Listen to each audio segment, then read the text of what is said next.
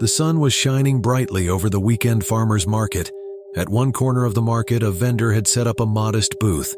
His display of vibrant red tomatoes, crisp green beans, and perfectly ripe squash was attracting a steady stream of customers. Above his stall fluttered a small but unmistakable red MAGA flag. It wasn't gaudy or oversized. It was neatly positioned near the corner of the tent, waving gently in the breeze. The vendor, a middle-aged man with weathered hands and a quiet demeanor, greeted his customers with warm smiles.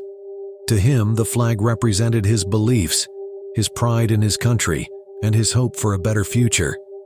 It was a simple statement, not meant to provoke or offend, but to quietly express his identity. Most customers didn't seem to notice the flag as they browsed the produce, chatted with the vendor, and exchanged pleasantries, but one woman did. She was a young professional, impeccably dressed and carrying a canvas tote bag with the words "Equality for All" printed in bold letters. When her eyes landed on the flag, she froze. Her cheerful expression gave way to a frown, and her grip on her tote tightened. She couldn't believe what she was seeing. To her, the flag symbolized division, exclusion, and everything she stood against. The fact that it was being displayed at a community event, a place that should be welcoming to everyone, felt like a personal affront. She hesitated for a moment, then squared her shoulders and approached the booth. "Excuse me," she said, her voice sharp enough to draw the attention of nearby shoppers. "Do you really think it's appropriate to display that flag here?" The vendor looked up, startled by her tone. He wiped his hands on his apron and responded politely. "Well, ma'am, I don't see why not. This is my booth, and it's a reflection of who I am." "Exactly," the woman shot back. "This is a community space. It's not the place for divisive symbols like that." The vendor's expression remained calm, though his jaw tightened slightly. "I'm just here to sell vegetables," he said. "The flag isn't hurting anyone." "That's your opinion," the woman countered. "But do you know how many people might feel uncomfortable seeing it? You're alienating potential customers." A small crowd had begun to gather, their curiosity piqued by the growing tension. Some people murmured in agreement with the woman, while others whispered among themselves, clearly uneasy with the confrontation. The vendor noticed a few customers lingering nearby, hesitant to approach the stand. "I understand your perspective," the vendor said evenly, "but I have the right to express myself, just like everyone else here." The woman crossed her arms, clearly unimpressed. "But at what cost? If you cared about this community, you wouldn't display something so polarizing." The vendor sighed, glancing at the small flag. It had never occurred to him that it might cause such a stir.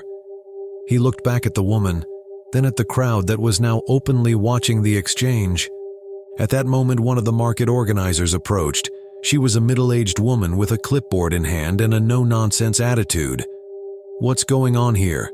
she asked, her tone firm but neutral. The woman pointed at the flag.